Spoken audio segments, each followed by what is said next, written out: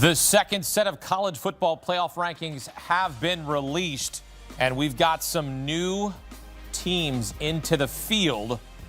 Here's a look at the top 12.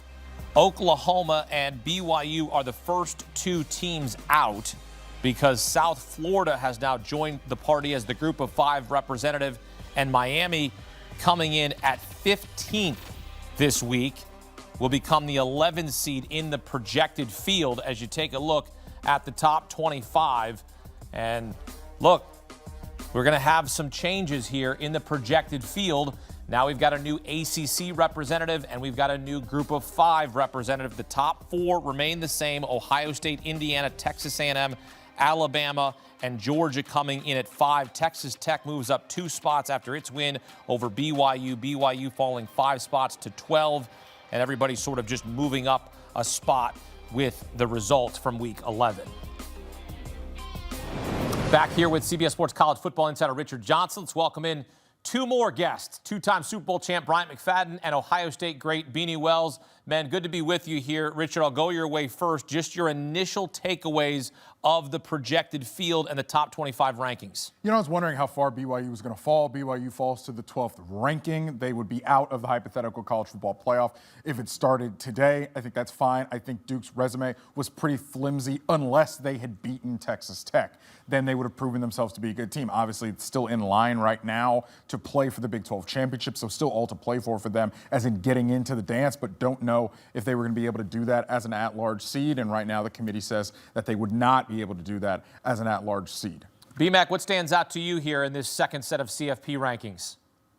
Just piggybacking on Richard's point, I think the Big 12 is set up nicely to potentially have two teams to get into the playoffs, seeing that BYU currently is in the top 12 and with Texas Tech, because it's safe to say when you look at the top 3 potentially in the Big 12, whoever the winner is going for sure, but that loser potentially could still get into the playoffs. And then outside of that, if you look at the SEC, I mean, there are a few teams that are currently sitting in the top 12, to say the least. I'll say the top 9, where they could have room for an error in terms of a loss, regular season loss before the season is over, and still get into the playoffs. Because when you look at the committee and how they value their strength of schedule in the SEC, and currently having four teams inside the top 8, I think the SEC is set up nicely to potentially have 4 teams for sure getting into the playoffs.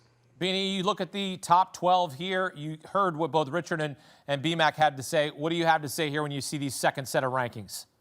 You know, when I look at the second set of rankings, immediately I jump to the ACC, and I'm looking at where Miami's being placed, where Georgia Tech is. And, you know, I can't say that I agree with the committee today. You know, when I look at, Georgia Tech as a football team as a whole, look at their entire body of work, I think they have a much better situation than the University of Miami. Yes, Miami went out and beat Notre Dame in the earlier part of the season, but they're a completely different football team. I think Georgia Tech is a much better team than Miami, and I think they'll probably be one of the conferences that only gets one team. I can't see a scenario to where the ACC is getting 2 teams in this college football playoff, because there's still so much carnage to be had amongst that conference. I want to go back to what BMAC said in terms of the Big 12 potentially getting in a second team. So if we have BYU and Texas Tech, let's say hypothetically in the Big 12 championship, are you putting a 2-loss BYU team in over a 2-loss, let's say, Vanderbilt team, BMAC? Yes, I would. And the reason why is because BYU received that second loss if this hypothetical became a reality in conference play, in a conference championship game. Now, last year, the committee made it known that they would not penalize a team for losing in a conference championship game. That's what they said last year. And the sentiments might not be the same, but I, for one, see it as if you sustain a loss, losing in the conference championship game, you were good enough to get to that point. You shouldn't be penalized for being on the outside looking in once the playoff starts. And that second loss happened in a conference championship game. So me personally, I know Richard talked about their resume being a bit flimsy, but if they got to a conference championship game and they lost, and now that second loss kicks them out of the playoffs, I don't know if that could be something the committee could value moving forward, especially looking at college football, because now if I'm a college football coach, if I'm sitting in nicely, I don't want to go to a conference championship game because now I might be penalized if we happen to lose. That could set a precedent moving forward that I don't know if they actually would like to stand by. BMAC, there's another Big 12 team sitting up here that we haven't even mentioned. You could bounce BYU, and Utah could find their way to sneak in if enough of the SEC cannibalizes itself coming home here in November as well. Yeah, you look at BYU not making any move. They're still 13. Cincinnati. Yeah. It's a possibility. It certainly is. You're just going to have the conversation of whether it's going to be a 2-loss Big 12 team or another 2-loss SEC team. Because right now, as it stands, we have 6 SEC teams in the field currently now, Richard. We've been talking Drive for 5 since we've been doing this the last week or so.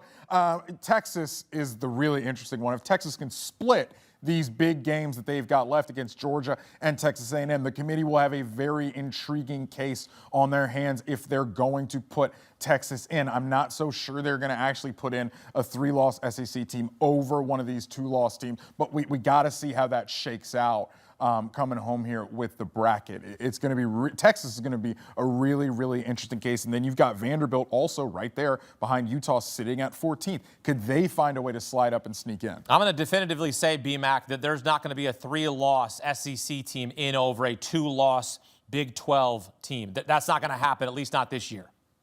It shouldn't, but we never know in terms of the value and what the committee sees as high-level value in terms of competition. And to Richard's point, looking at Texas is currently sitting they're at 10, right? They are a 2-loss Texas team currently sitting at 10. They have a very, very tough schedule the rest of the way, starting with Georgia this Saturday. And then, of course, they have A&M. But before they even get to Georgia, with Texas being at 10, the committee is telling us already how they value the SEC and how it sits to be a different conference compared to the other conferences. Think about this. Texas have 2 losses. Their first loss happened week 1 against Ohio State. The second loss happened midway through the season against Florida. Florida is a 3-win team. We just saw Florida get taken to the woodshed by Kentucky, 38-7. They lost by 31 points. So you're telling me the second Texas Longhorn loss came from the hands of a 3-loss team that just lost by 31 to Kentucky, and you currently have them in the top 10? If you're Miami, you should feel some type of way because you have the same identical record as Texas. The team that beat Texas, you blew out by 19 points. And that team is a 3-loss team. So for Miami, and when you look at the value, seeing Texas currently sitting at top 10 before they kick off against UGA this weekend, they are already telling us something, guys, without actually saying it.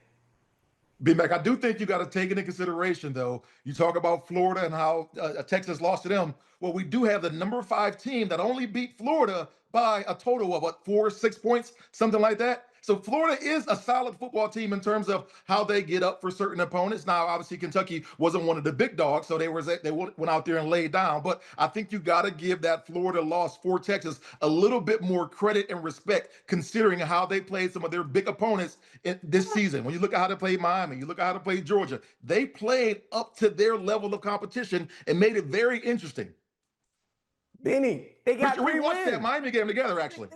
They got 3 wins. You can't value anything coming from a 3-win team. And that Georgia game was all about emotions and heart. They just fired Billy Napier. It's a rival. They got up for that game, but they are who they are. Because what we saw last week to a bad Kentucky team, you cannot explain that. And that resume sits on Texas' record. They lost to Florida, who is a 3-win team. We don't know if Florida will win another ball game this season. We do not know. But everything that I'm saying now will be erased if Texas goes to Athens and beats Georgia. Because if they beat Georgia, just go ahead and throw this in the toilet, what I'm talking about now, because they would have earned their right to be in the top 10. I'm just talking about right now before they kick off against Georgia. I'm scratching my head a little bit seeing Texas in the top 10, knowing one of their losses came from a 3-win team in the Gators. I'm not on the committee, but Texas and Oklahoma will not make the field. Go ahead and bookmark that right now. November 11th. I don't know that Oklahoma. They're not. I don't know that Oklahoma wins out, to be honest. No, they're not. Oh, no. Nope. No. Hey, Hakeem, can I give you a hypothetical real quick? Yeah, absolutely. What happens if Texas loses to Georgia but beat an undefeated A&M team at the end of the season?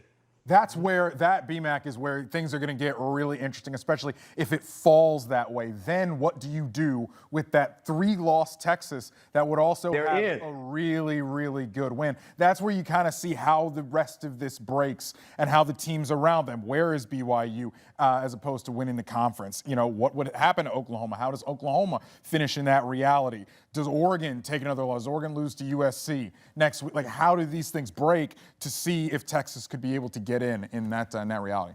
3 and out. That's what I'm in football terms. 3 and out. It's 3 and out. You lose 3 games, you're out. I don't care if you beat Beanie Wells' best team at Ohio State. You're out. You're out right now. That's the measuring stick. Let's take a look at the projected bracket here, because this is fun when you take a look at what the matchups could be here. South Florida, Georgia in the first round in Athens. Could set up a rematch between Georgia and Alabama. Notre Dame and Oregon, so we could see Ohio State have to play those 2 teams for the second year in a row. Of course, Ohio State had to play Oregon in the second round because Oregon was sitting there as the 1 seed. They played Notre Dame in the national championship, OHIO. Miami and Texas Tech, that could be fun. Maybe we get Texas Tech and Texas A&M, a little battle there. That would be in the semifinals. Texas and Ole Miss, okay, they didn't play this year at all, but the winner would move on to face Indiana. Richard, you look at the bracket here, and there's a lot of tantalizing matchups. What's the first-round matchup here that you're going, oh, man, make sure that you're locked into this game? That first round, Miami, Texas Tech at home, potentially in Lubbock.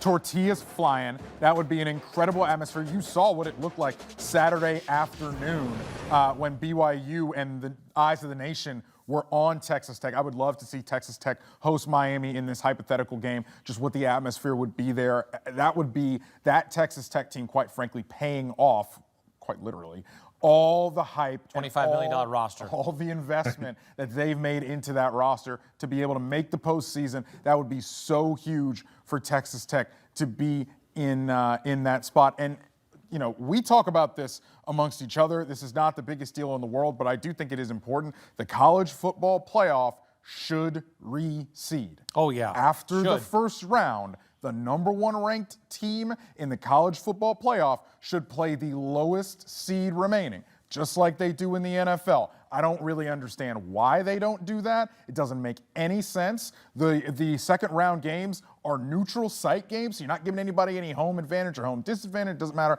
The college football playoff should reseed. I know it's not the biggest deal in the world. It is a big deal. It is ridiculous. It is, but you know what they're going to do? They're going to make an incremental change, and this won't be incremental because this will be significant. They'll make a change every year they go, so they can say, well, we had progress, right, BMAC? They say the next year we took the top 4 highest ranked teams. The next year we reseeded. The following year we pressed it to 16 teams. The following year we allowed 2 group of 5 teams in. That might be what happens, but they really should. That is a big deal. Reseeding is a massive deal in the playoffs. BMAC, you heard what Richard said. Do you agree with that?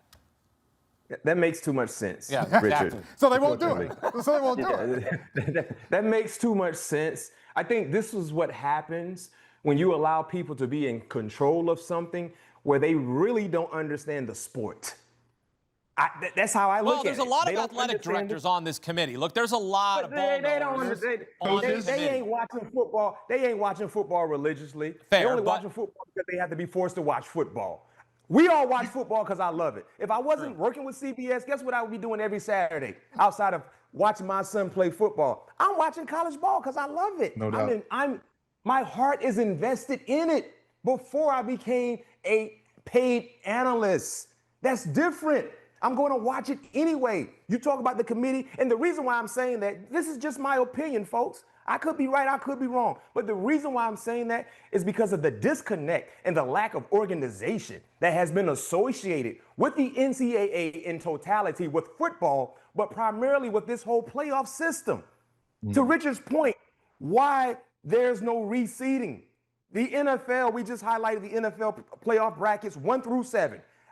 My first Super Bowl team, we were a 16. Guess what? As we advanced, we played the highest seeded team because we were a 6th seeded team. That makes too much sense. So it probably won't happen, Richard, but that's a great idea, but it makes too much sense, and we're going to continue to go ahead and go through it this way and just enjoy these talented players that put forth their best effort week in and week out.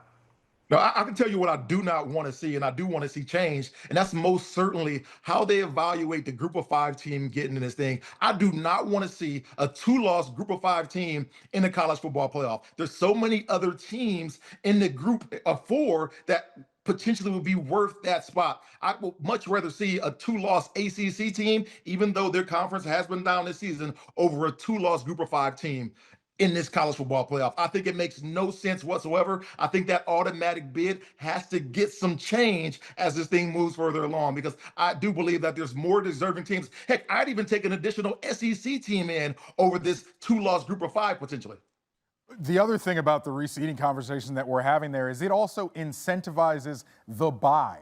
Right now, you don't really have the biggest incentive possible for these teams to play for the bye. You got people saying, I don't even want to be in a conference championship game. I'd rather be the 5 seed or what have you. You need to incentivize the bye. So you incentivize the bye by reseeding the bracket after the first round. To Beanie's point, man, I got to tell you, there's a way that if a 4-loss ACC team a 4-loss ACC champion in Duke wins that league, the ACC could be out in the cold, and you could have 2 Group of 5 teams in the college football playoff. You could have South Florida and James Madison. Because in that reality, you'd have 4-loss Duke going up against, a 12-1, hypothetically, James Madison Sunbelt champ for that 12 seed in the college football playoff bracket. I think Duke would probably get it in there, but that's not a given. That is not a given. I can't imagine that. A 4-loss team in the playoffs? Wow. No, thank you. I don't care what conference from they're in. Bryant McFadden, Beanie Wells, Richard Johnson, love the conversation. We'll continue to react here on CBS Sports HQ.